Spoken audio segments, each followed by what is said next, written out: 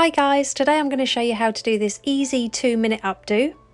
To start, pop your hair into a low ponytail. Loosen up that ponytail a bit by pulling on the elastic band and then just create a hole behind that elastic band using your fingers.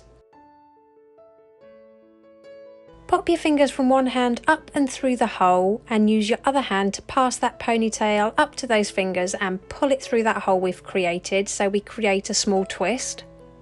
Use a comb to help hide the hole from that twist and just pinch and pull at the hair to loosen it up a little bit.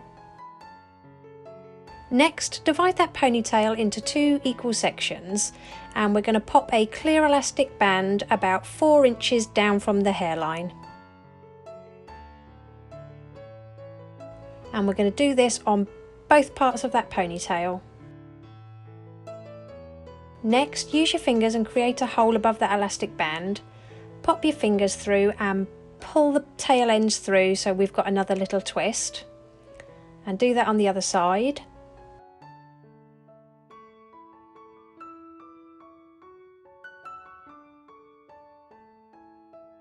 Bring these 2 little twists together and secure them with another clear elastic band.